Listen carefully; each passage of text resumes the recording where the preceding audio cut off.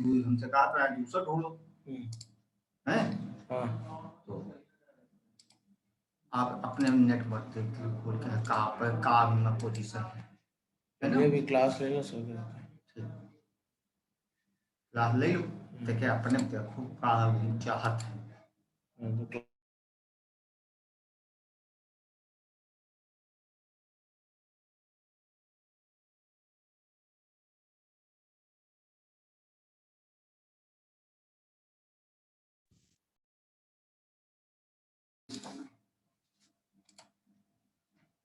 Good morning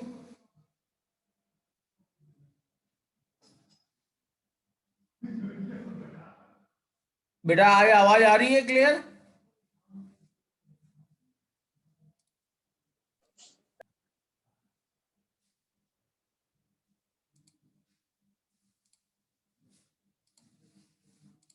तो हम लोग जो है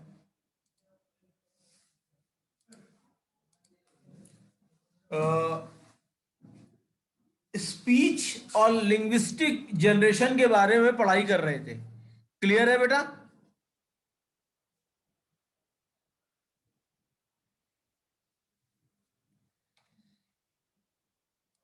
बेटा आवाज आ रही है? Yes sir. Yes sir.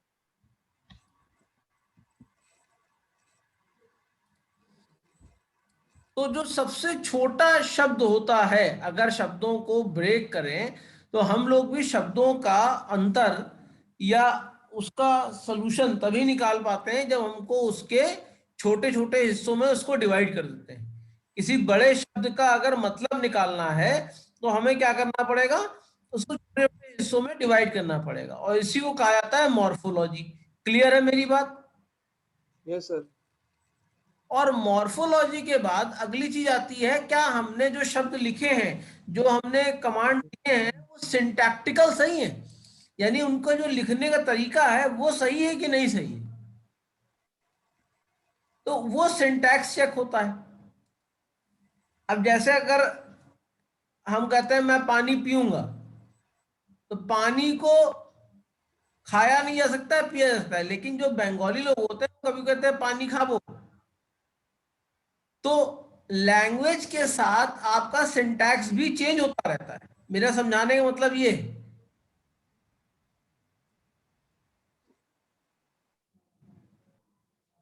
Clear है बात बेटा मेरी? Yes sir. इसके बाद आती है सीमेंटिक। सीमेंटिक का मतलब होता है उसकी मीनिंग। भाई टेक्निक हमने देख ली, हमने रूल्स देख लिए, अब अगली चीज आती है कि जो रूल्स हमने फॉलो किए हैं उसके हिसाब से क्या वो मतलब निकल रहा है कि वो मतलब निकल ही नहीं रहा है। क्योंकि कई बार जब हम लोग बातें करते हैं अगर उसका मतलब ना निकले तो कोई फायदा नहीं होता है। कभी कभी आप किसी से अलग टोन में, हम लोग जब फिनिटिक्स में बात कर लेते हैं तो टोन से भी अंतर पड़ता है। ऐसा होता है कि नहीं होता है बेटा?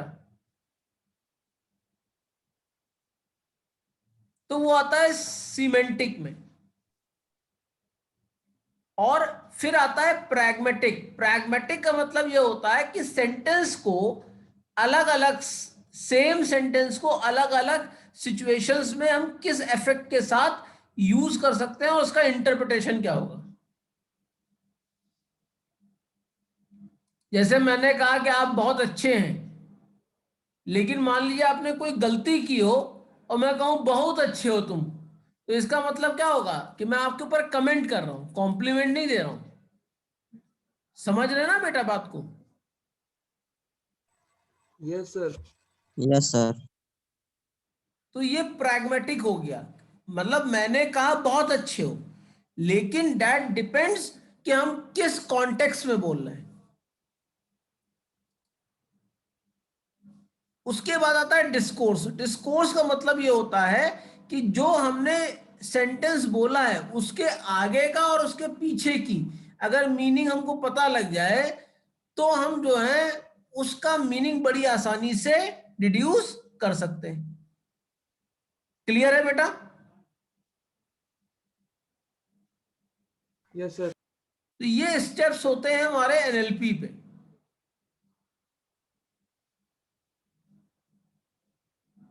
अगर हम देखें तो नेचुरल लैंग्वेज अंडरस्टैंडिंग या नेचुरल लैंग्वेज जनरेशन में सबसे पहले होती है मीनिंग रिप्रेजेंटेशन, कि हम किसी चीज को कैसे बोलेंगे, अटरेंस प्लानिंग, बोलने का तरीके, उसकी प्लानिंग, फिर मीनिंग को रिप्रेजेंट करना with the help of sentence, यानी सेंटेंस की प्लानिंग और उसकी शब्दों की प्लानिंग, कि कौन सा शब्द कहां पे इस्तेमाल करना है। क्लियर है ना बेटा? Yes, sir. इसके बाद जब इतना सब कुछ प्लान हो जाता है तो सेंटेंस का फॉर्मेशन, कि हम अलग अलग शब्दों को चुनकर एक मतलब निकालने की कोशिश कर रहे हैं, और उसके बाद उस मतलब सर को, हाँ बेटा, सर एक बार इसको फिर से बता देंगे सर, हम लोग लेट हो गए थे थोड़ा सा। हाँ बिल्कुल रिकैप बता कर दीजिए दूंगा, सर इसको। बिल्कुल बता दूंगा। मेरा कहने का मतलब है, जब नेचुरल लैंग्वेज जनरेशन के बारे में बात करते हैं बेटा, तो सबसे पहले तो क्या हमको बोलना है, क्या हमको बताना है, क्या हमको कम्युनिकेट करना है, ये हम यूजर को बताते हैं। ठीक है बेटा? इतना समझ में आया बेटा? Hello, yes sir. इतना समझ में आया बेटा? Yes, sir. Yes sir. Sir.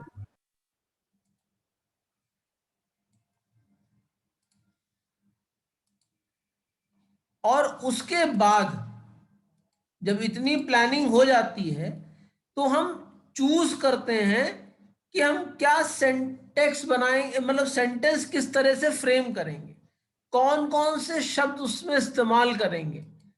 भाई अगर छोटा कोई होता है तो उसके लिए मान लो किसी को ग्रीट करना है, तो हम छोटे को तो कहेंगे नहीं भाई चरण स्पर्श, या हम उसको जो है, भाई छोटे को हम दूसरे तरीके से ग्रीट करेंगे, कोई बड़ा आएगा तो उसको दूसरी तरीके से ग्रीट करेंगे। तो चॉइस, शब्दों का चयन, क्लियर है बेटा? Yes sir. और जब शब्दों का चयन हो जाता है, यानी हम शब्द ढूंढ लेते हैं कि क्या बोलने हैं, तो फिर सेंटेंस को किस तरीके से जनरेट करेंगे, उसमें अलग अलग शब्दों को जोड़कर उसकी मीनिंग को निकालना, फिर शब्दों को जनरेट करना, ये पूरा स्टेप होता है किसी भी नेचुरल लैंग्वेज को जनरेट करने का। चाहे वो हिंदी हो, चाहे वो इंग्लिश हो, चाहे वो उर्दू हो, चाहे वो तमिल हो, कोई भी लैंग्वेज हो, आपको ये सारी स्टेप्स फॉलो करने पड़ते हैं। अब होता क्या है कि हम लोग नॉर्मली अपने लैंग्वेज में इतने कॉन्फिडेंट हो जाते हैं, इतनी प्रैक्टिस हो चुकी होती है कि हमको शब्दों को सोचना नहीं पड़ता है। ऐसा होता है कि नहीं होता है? Yes sir. लेकिन कभी आप छोटे बच्चे को देखिए, आपके अगर छोटे भाई बहन होंगे, वो किसी चीज सोच सोच के बोलेंगे। वो सोच के बोलते हैं, और फिर उसका साइड इफेक्ट देखते हैं कि ये अगर हमने बोला तो इससे पापा मम्मी बड़े भाई के ऊपर असर क्या हुआ। ऐसा होता है कि नहीं होता है? Yes sir. सर आप हम लोग भी सर सोच सोच के ही बोलते हैं। तुम अभी भी बच्चे हो ना। अरे तो ग्रुप अभी में भी सर हम लोग सोच बेटा सोच के बात हमने तो करते हैं, ऐसा बाकी कुछ कहा लेट नहीं हो गए आपसे, तो बोल देते हैं। हमने कहा कि हमने तो आपसे कुछ ऐसा कहा नहीं। नो सर ऐसी बात नहीं है। भाई मैं तो कहता हूं कि जो प्रॉब्लम हो आप उससे डिस्कस करिए। इफ आई, हम लोग करते तो हैं। कि अगर मेरे पास कोई सोल्यूशन होगा तो मैं बिल्कुल बताऊंगा।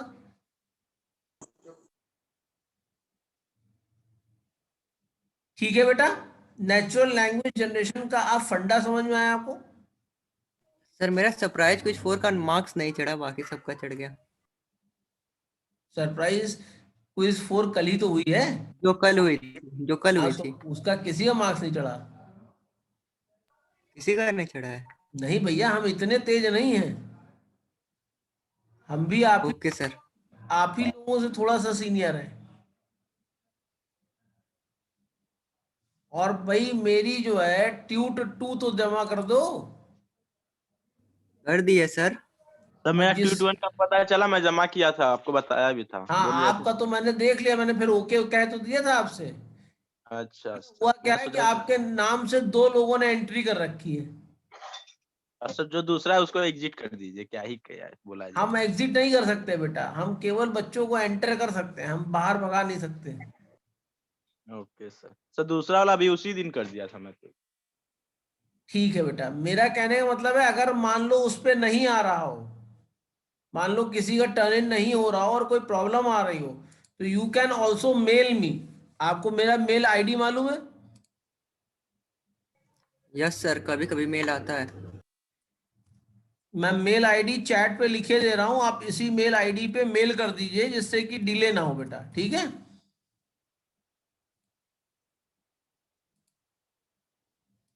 मैं मेल आईडी आपको बता दे रहा हूं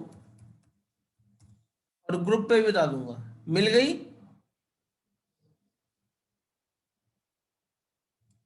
यस Yes, सर। sir.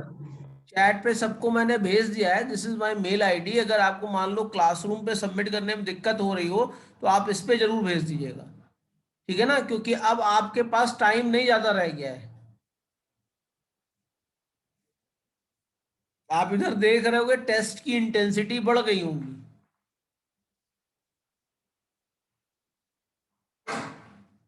बढ़ गई है कि नहीं बढ़ गई है? सर एक लोग बता रहे थे ऑनलाइन सेमेस्टर होगा, सही है या हाँ, झूठ? आप लोगों का जो एग्जाम होगा वो ऑफलाइन और ऑनलाइन दोनों मोड के हिसाब से होगा। ऑनलाइन के हिसाब से आपका ऑब्जेक्टिव टाइप क्वेश्चन आएंगे, ठीक है? और सर होगा कौन सा? है होगा कौन सा, ऑनलाइन होगा या ऑफलाइन होगा सेमेस्टर? जो आपका एग्जाम होगा सारे होंगे ऑनलाइन, ओके सर। लेकिन जो एग्जाम होंगे वो आपके ऑब्जेक्टिव भी होंगे और सब्जेक्टिव भी होंगे। मतलब 3 घंटे का लिखने का पेपर भी आएगा और 2 घंटे का आपका एमसीक्यू भी आएगा। Okay sir. ठीक है बेटा, तो मैं इसीलिए कह रहा हूं कि अब आगे चलते हैं। अब नेचुरल लैंग्वेज जनरेशन के बाद आता है किसी ने अगर कुछ बोला तो उसको समझना, यानी नेचुरल लैंग्वेज अंडरस्टैंडिंग, यानी NLU। भाई अगर मैं बोलता चला जाऊं आपसे तो आपको समझ में आएगा? भाई अगर मान लीजिए मैं आपकी भाषा में ना बोलूं, किसी और भाषा में बोलूं, ऐसी भाषा में जो आपको समझ में ना आती हो, तो मैं कुछ भी बोलूंगा आपको समझ में नहीं आएगी।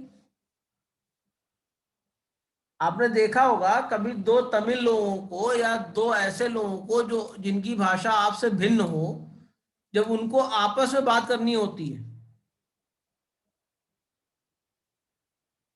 जब उनको आपस में बात करनी होती है तो अपनी भाषा में नहीं बात करते हैं। Yes sir. और आप जो है उनको समझने की कोशिश करते हैं और आपको समझ में नहीं आता है। तो that is natural language understanding. इसी तरीके से कंप्यूटर भी उन्हीं शब्दों को रिप्रेजेंट कर सकता है जिसकी मीनिंग उसको समझ में आएगी। अगर उसकी मीनिंग उसको समझ में नहीं आएगी तो वो रिप्रेजेंट नहीं कर पाएगा। क्लियर है बेटा मेरी बात? Yes, sir. Yes sir. सबसे पहले जो आदमी नेचुरल लैंग्वेज अंडरस्टैंडिंग में उस आदमियों के पास आता है वो आता है रॉ स्पीच सिग्नल। अब रॉ स्पीच सिग्नल का मतलब क्या है? इसमें भाषाएं भी होंगी और ऐसी चीज भी होगी जैसे नॉइज जिसे कहते हैं। नॉइज का मतलब आप समझे?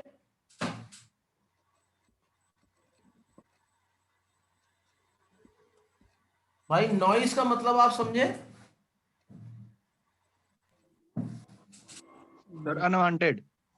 हाँ, अनवांटेड जो सिग्नल होते हैं जिसको हम चाहते नहीं, इसको हम नॉइज कहते हैं। तो इसमें नॉइज भी आ सकती है। क्लियर है ना बेटा?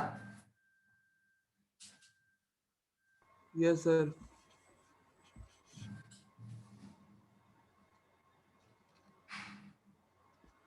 तो नॉइज को एलिमिनेट करने के लिए हमारे पास जिसकी स्ट्रेंथ, ज्यादा होती है, जिसकी स्पीच क्वालिटी ज्यादा होती है, हम उसको रिकॉग्नाइज करते हैं, बाकी चीजों को रिकॉग्नाइज नहीं करते हैं। ऐसा होता है कि नहीं होता है? Yes sir. Yes, sir. उसके बाद होता है कि कभी कभी हम लोग क्या करते हैं कि जिस तरीके से भाषा बोली गई है और आसपास का जो इस नजारा होता है, आसपास का जो माहौल होता है, उसके हिसाब से हम उसकी मीनिंग डिड्यूस करने की कोशिश करते हैं कि we syntactical analysis using knowledge of the grammar, मतलब जो हमको ग्रामर की नॉलेज है उसके हिसाब से हम उसको एनालाइज करने की कोशिश करते हैं। क्लियर है बेटा इतनी बात?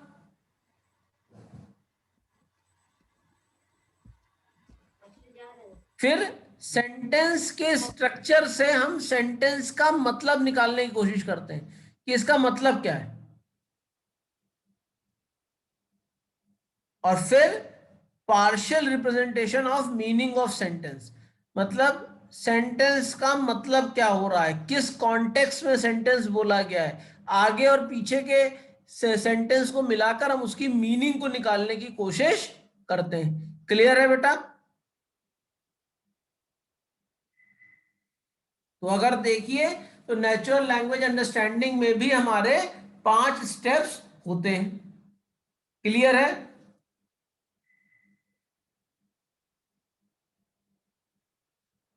Yes, sir.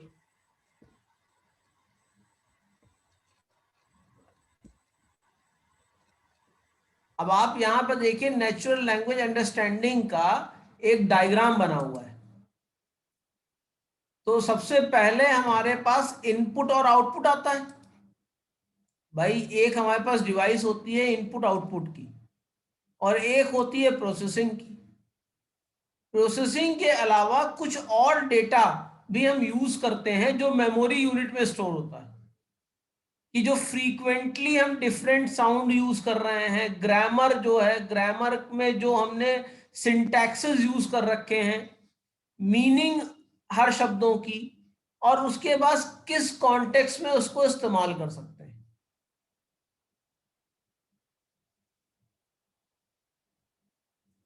ठीक है? Yes, sir. सबसे पहले जो शब्द बोले जाते हैं उसमें से देखते हैं कि सबसे ज्यादा कॉमन शब्द कौन कौन से हैं और उनकी फ्रीक्वेंसी क्या है। फिर हम उसको सिंटैक्टिकल एनालिसिस करते हैं कि शब्द बोले क्या गए। जैसे लिखा है ही लव्स मैरी, तो अब यहां पर 2 सेंटेंस के स्ट्रक्चर हो गए, एक ही हो गया, एक मैरी हो गया, और बीच में उनको जोड़ने के लिए जो शब्द यूज किया गया है वो लव यूज किया गया है। ठीक है ना? अब इस मीनिंग का मतलब निकालने के लिए हमको अगर लव का मतलब मालूम होगा तब हम इसकी मीनिंग निकाल पाएंगे, क्योंकि ही और मैरी आपके क्या है, मैरी आपका नाउन है और ही आपका प्रोनाउन है कि नहीं है?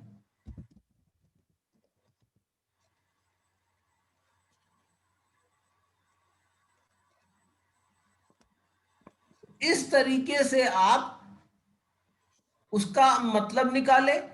अब आपने आगे और पीछे के सेंटेंस से ही की मीनिंग निकाली। ही का को रिप्लेस आपने किससे किया? जॉन से किया। ये देख रहे हैं ना बेटा यहां पे,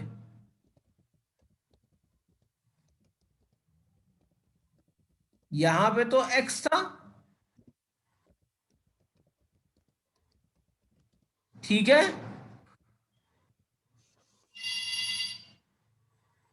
ये क्लियर है बेटा? Yes, sir.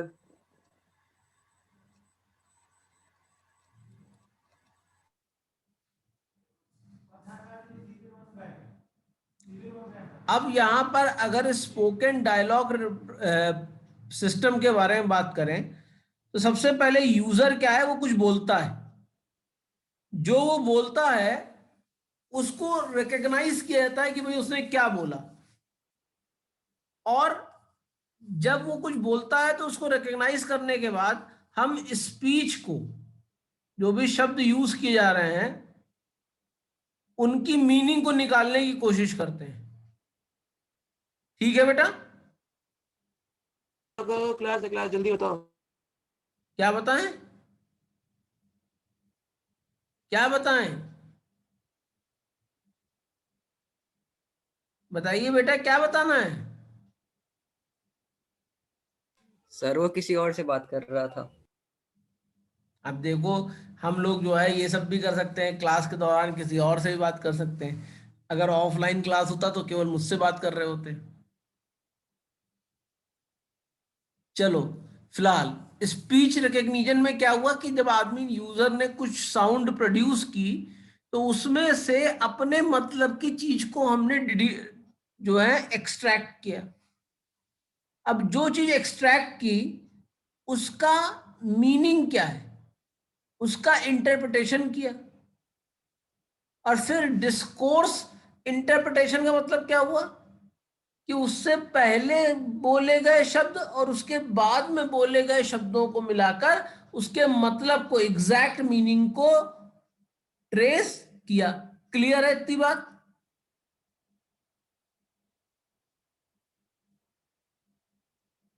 इतनी बात क्लियर है बेटा?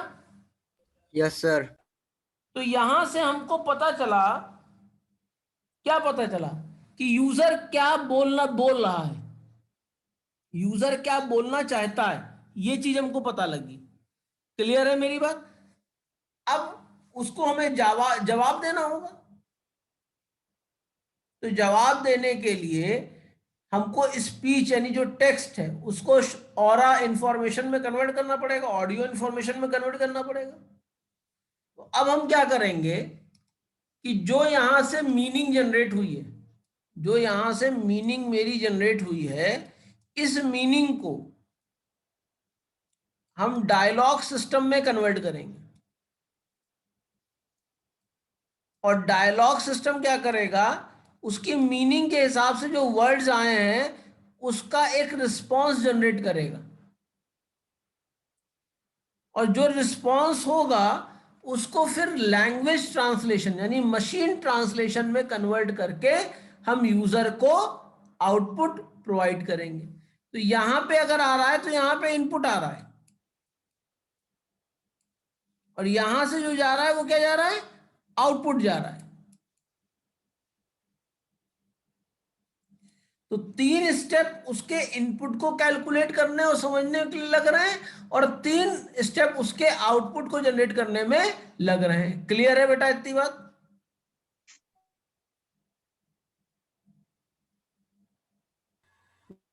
यस।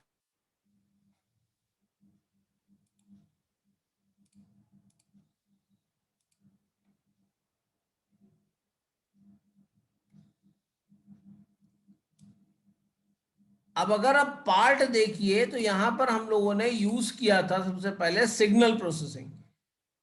सिग्नल प्रोसेसिंग क्या करता है, it convert the audio wave into sequence of feature vector.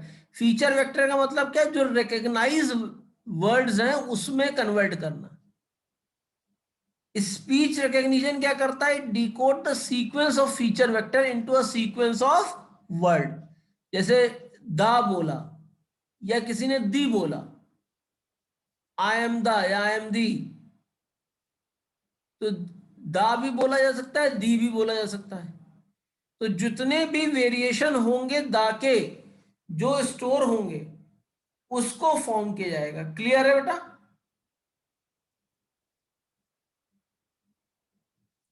Yes sir. फिर हम उसकी मीनिंग को समझने के लिए सीमेंटिक इंटरप्रिटेशन करेंगे। सिंटैक्टिकल नहीं, सीमेंटिक की बात हो रही है। सीमेंटिक का मतलब निकालना है कि जो शब्द बोले गए उसका मतलब क्या है, मीनिंग क्या है। और फिर खाली शब्द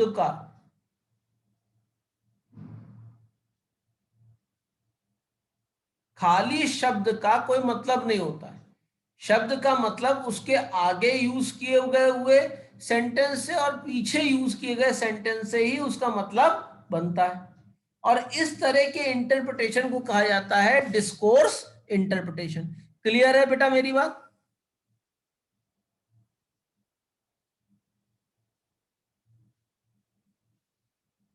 इतनी बात क्लियर है बेटा? Yes sir.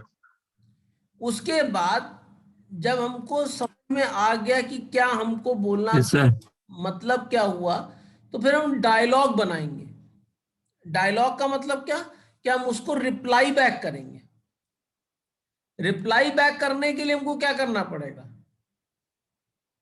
हमको डिटरमाइन करना पड़ेगा कि उसने ये शब्द क्यों इस्तेमाल किए थे, उसका मतलब क्या था। और यूजर का मतलब का मतलब क्या हो गया, इंटेंशन। यूजर ने वो शब्दावली किस इंटेंशन में बोली थी। ठीक है ना भाई? हम जब भी कोई बात करते हैं तो सबसे पहले इंटेंशन देखते हैं ना, यूजर का क्या इंटेंशन है। आप लोग जब कभी कभी बातें करते हैं तो एक दूसरे से जो है कुछ रैश लैंग्वेज का यूज कर लेते हैं कि नहीं कर लेते हैं? तो दूसरा क्या आपसे लड़ाई करना शुरू कर देता है? भाई दूसरा आपसे लड़ाई तो नहीं करता ना। क्यों नहीं करता? क्योंकि उसको मालूम है कि आपका इंटेंशन गलत नहीं है, आपने दोस्ती के चक्कर में ऐसे शब्दावली का इस्तेमाल किया है। वही आप किसी अननोन व्यक्ति को बोल दीजिए तो हो सकता है लड़ाई हो जाए। ऐसा हो सकता है कि नहीं हो सकता है? हो सकता नहीं, 100% हो जाएगा सर। ठीक है ना बेटा? तो बात आपको समझ में आई, डायलॉग मैनेजमेंट की, किससे किस शब्दों में हमको बोलना है और उसका मतलब क्या है, वो क्या मतलब लेगा, इंटेंशन क्या समझेगा हमारा। आपने देखा होगा कि हरियाणा में और लखनवी बोली में अंतर है। हम लोग बहुत इज्जत दे के कहते हैं आइए बैठिए, होता है कि नहीं होता है? वहां अक्खड़ बोली होती, तू बैठ। और अगर यहाँ पे किसी को कहते तू बैठ, तो इसका मतलब आदमी क्या समझता है कि बेइज्जती। मेरी कोई इज्जत नहीं की, बेइज्जती कर दी, है ना? होता है कि नहीं होता है? जैसे मेरा एक स्टूडेंट था, वो हरियाणा से आया हुआ था। ठीक है, वो रामस्वरूप में हरियाणा से आया हुआ था। वो तो आधे लोग सोचते थे कि वो लड़ाई कर रहा है, जो शब्द बोल रहा है वो इज्जत वाले नहीं, बेइज्जती कर रहा है। बट उसके यहाँ वो लैंग्वेज नॉर्मल है। हमको समझना होता है कि बिलोंगिंगनेस के हिसाब से किस तरह की लैंग्वेज वो बेसिकली यूज करेंगे। अब जैसे हम लोग कॉरपोरेट में अगर जाते हैं तो कॉरपोरेट में सर और इसके जो मैम है, मैडम है, इसका जो है बहुत ज्यादा लोग इस्तेमाल नहीं करते। जैसे अश्मित है, हम कहेंगे अश्मित, अश्मित मुझको आशीष कह सकते हैं। But in the where, in corporate, not in education. Education में माना जाता है कि टीचर को आप रिस्पेक्ट देंगे और रिस्पेक्ट के लिए आप सर देंगे, कहेंगे। वैसे तो रिस्पेक्ट हर आदमी को चाहिए, आपको भी चाहिए, मुझको भी चाहिए। क्लियर है ना बेटा मेरी बात?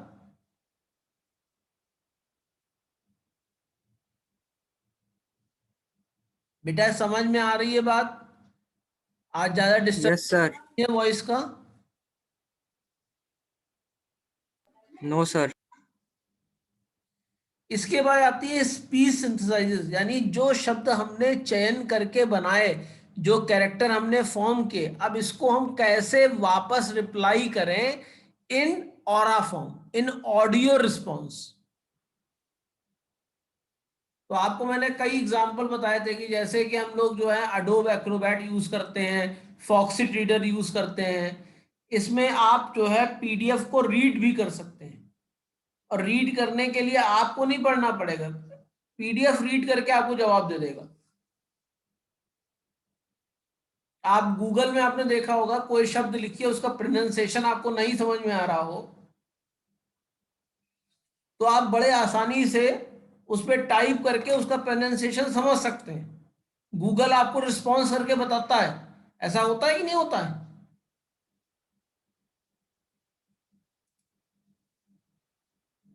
Yes sir. जैसे मुझको पाइथन के जो डेवलपर थे, गिडो वेन रसम, उनका जो है प्रोनाउंसिएशन समझ में नहीं आ रहा था। तो मैंने क्या किया, मैंने गूगल में उनका नाम लिखा और उनका प्रोनाउंसिएशन 5-6 बार जो है सुना, तब जाके मैं सही प्रोनाउंसिएशन पे आया। और अभी भी हो सकता है मेरा प्रोनाउंसिएशन सही ना हो। ठीक है ना। तो इस तरीके से स्पीच सिंथेसाइजेस हमको मदद करती है कि हमको टेक्स्ट को समझने के लिए कि इसका सही शब्दावली क्या है। जैसे हम लोग कहते हैं ना शेड्यूल शेड्यूल शेड्यूल, शेड्यूल बोलते हैं बेटा। Schedule is not the correct word. Schedule का प्रोनाउंसिएशन क्या है, कोई बता सकता है? शेड्यूल। स्केड्यूल। जैसे टोक्यो बोलते हैं हम लोग, it is Tokyo. Restaurant, Tokyo. जैसे रेस्टोरेंट बोलते हैं, it's a French word, restaurant. तो ये सब चीजें हमको सही तरीके से तभी समझ में आएंगी जब हम उसका प्रोनाउंसिएशन मशीन ट्रांसलेशन के थ्रू समझ पाएंगे। क्लियर है बेटा मेरी बात? Yes sir.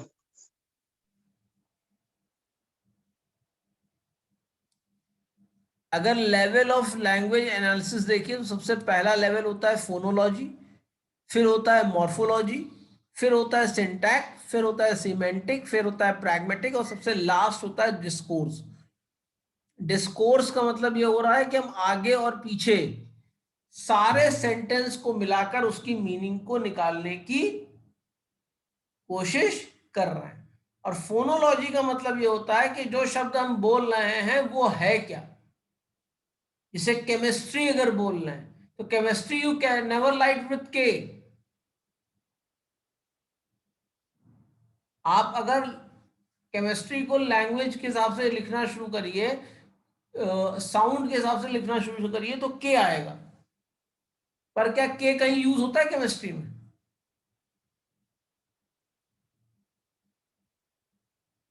हम चेम यूज करते नो हैं। सर। क्योंकि एक बार जब जो है आपने देखा होगा ना, जब बच्चे छोटे होते हैं तो जब नया सेशन शुरू होता है तो उनकी कॉपी वॉपी पे कवर चढ़ा जाता है।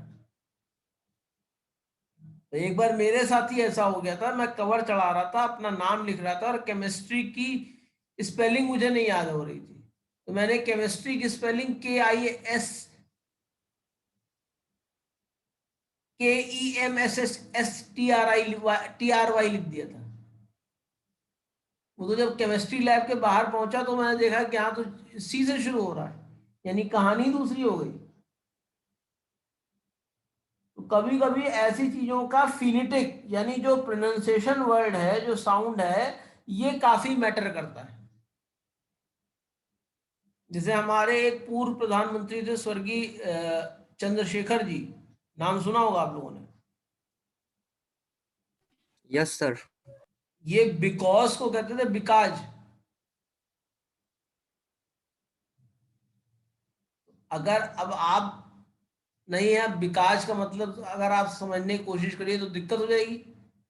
जैसे मैं साउथ गया तो साउथ में मेरी इंग्लिश उतनी अच्छी नहीं है, तो साउथ में मैं जब इंग्लिश में बोल रहा था तो सब लोग परेशान हो गए थे मेरी इंग्लिश सुन के। आखिर में उन्होंने तंग आके कहा कि आप हिंदी बोल दो भैया। तो डेट इज माई प्रॉब्लम। ये मेरे साथ जो प्रॉब्लमेटिक आई लैंग्वेज लेवल पे, ये वो थी। तो लेवल ऑफ लैंग्वेज एनालिसिस यही होती है। क्लियर है बेटा?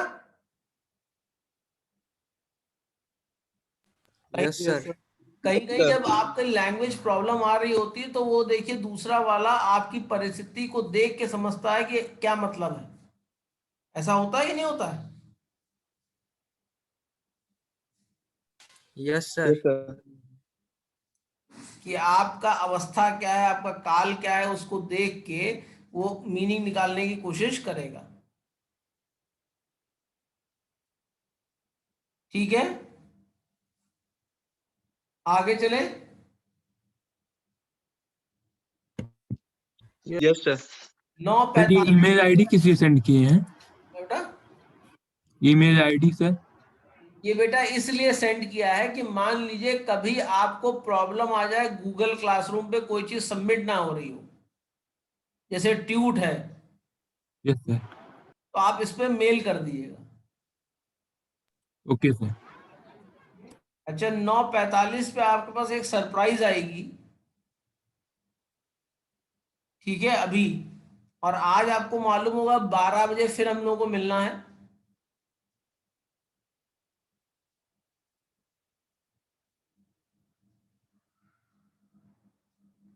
12 बजे आपका खाली समय था ना?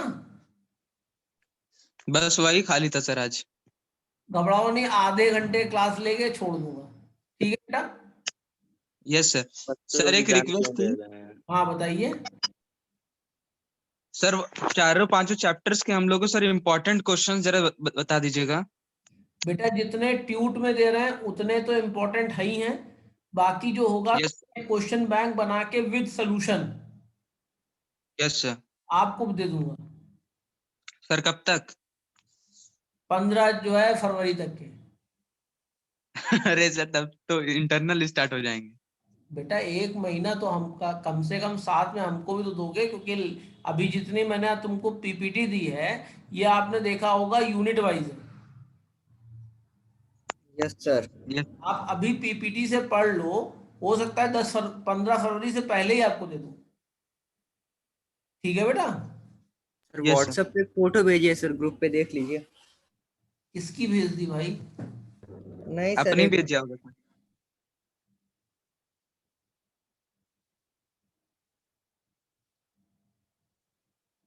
अभय ने भेजी है?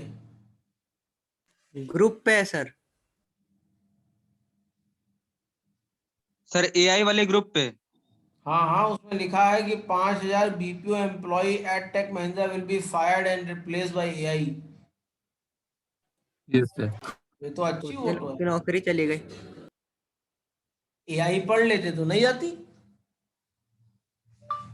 और जी सर, हम लोग पढ़ रहे हैं।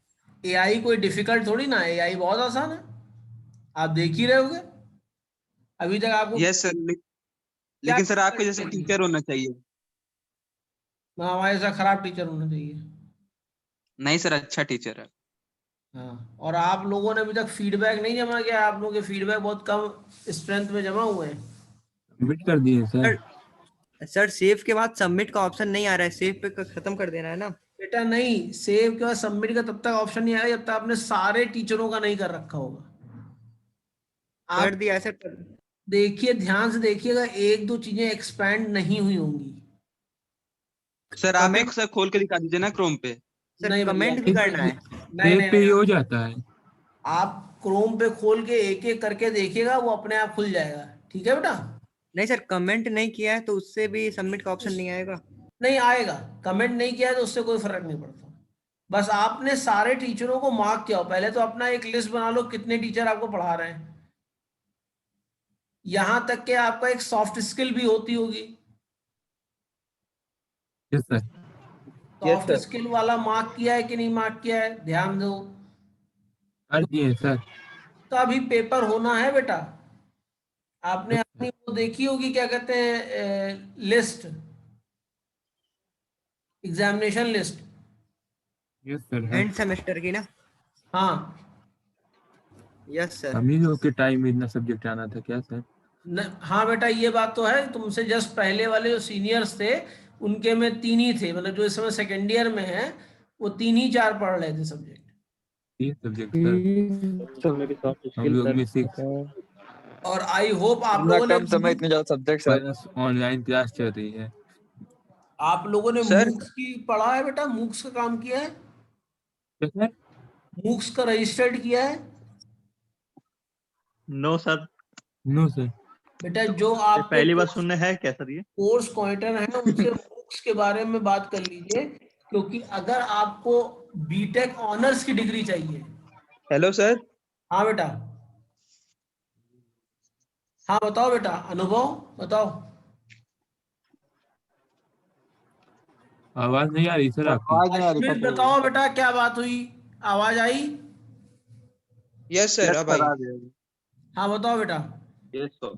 मैं कह रहा हूं कि मूक्स के बारे में अपने कोर्स कोऑर्डिनेटर से बात कर लो जरूर, क्योंकि अगर आपको सर बीटेक ये है क्या? बेटा सर है क्या ये? एके उनको बताने दोगे फिर वही बताएंगे। एके ट्यू ने आईआईटी ग्रुप से एक जो है एक समझौता कर रखा है, जिसमें ये है कि कुछ कोर्सेज वो फ्लोट करते हैं एज ए ओपन कोर्स। ठीक है बेटा, जो लोग उस क्रेडिट को फॉलो कर लेते हैं, पास कर लेते हैं, उनको बीटेक ऑनर्स की डिग्री मिलती है, नहीं तो आपको खाली बीटेक की डिग्री मिलेगी। और ये फ्री ऑफ कॉस्ट होता है, इसमें कोई कॉस्ट नहीं जमा करनी पड़ती है, बस केवल उस सब्जेक्ट को पढ़ना पड़ता है। ठीक है बेटा। खुद ही सर? हाँ, खुद ही पढ़ना पड़ता है, सर उसके उसके जो है नोट्स वोट्स मिल जाते हैं, वो एनपीटीएल करवाता है, national programme for talent. NPTEL आप जब पे जाओगे तो आपको मूक्स मिल जाएंगे। तो सर इसका भी एग्जाम देना पड़ेगा, उसका भी देना पड़ेगा? हाँ, क्योंकि आपको बीटेक ऑनर्स की डिग्री चाहिए ना। फ्री में मिल रहा है, जो मिले ले लेने की जरूरत है। थोड़ा सा पढ़ लेना पड़ता है बेटा, हम लोग भी करते हैं, हम लोग भी अटल के कोर्सेज करते हैं या आईसीटी की कोर्सेज करते हैं, जबकि हम लोग को कोई उतना ज्यादा जरूरी नहीं है, नहीं भी करेंगे तो कोई दिक्कत नहीं, लेकिन सेल्फ इन्हांसमेंट के लिए करना जरूरी होता है। सर होगा यही चीज ना जो पढ़ रहे हैं ना इसको? इससे इनहेंस चीज होगी जो इंडस्ट्री में रिक्वायरमेंट होती है बेटा। जैसे जो आपकी फील्ड है, आपकी फील्ड में जो इंडस्ट्री में चल रहा होगा, जिसकी रिक्वायरमेंट होगी, वो आपका होगा मूक्स में। क्लियर है बेटा? Yes sir. चलो आगे बढ़ते हैं। तो जो आपका क्या टाइम हो रहा है फिलहाल? 45। 9:40। 9:40 हो रहा है, ठीक है। इससे आगे अगले क्लास में 12 बजे पढ़ेंगे, आधे घंटे में। ठीक है, यस सर। चलिए ठीक है, ओके, थैंक यू। एआई का भी एग्जाम सर कितने मार्क्स का होगा? 5 मार्क्स का यार। नहीं एग्जाम कौन सा एग्जाम? सर वो ये जो वेबसाइट है एसआरएम की, उस पे हर सब्जेक्ट के ऊपर एक परसेंटेज लिखा रहता है, जैसे एआई का जैसे 25%, तो क्या है सर? वो हाँ क्रेडिट सर, है, वो क्या है? वो क्रेडिट है। क्या मतलब सर? मतलब जैसे मान लीजिए आपका इंजीनियरिंग मैथमेटिक्स या इंजीनियरिंग फिजिक्स पढ़ रहे होंगे आप ना, आप लोग यस यस सर। ना, उस पर देखिए 50% लिखा होगा।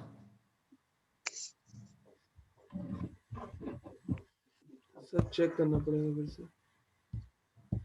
वो चेक कर लेना, उसमें 50 लिखा होगा, तो वो होता है क्रेडिट्स। तो आपका जो केएमसी 101 और केएमसी 102 है, ये हाफ क्रेडिट कोर्स है। ठीक है बेटा?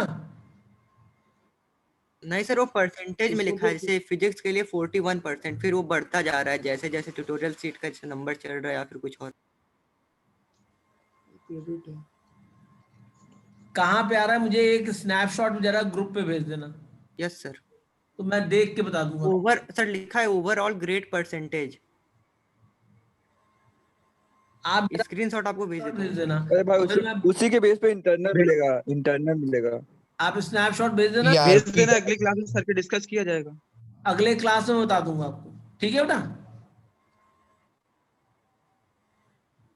आ गई क्विज की अभी नहीं आई? अभी नहीं आई। अभी नहीं आई सर। चलिए मैं चेक करके बता देता हूँ, और फिर 12 बजे आपसे मुलाकात किया सर मीटिंग सेंड करिए। है। एंड करूं मीटिंग?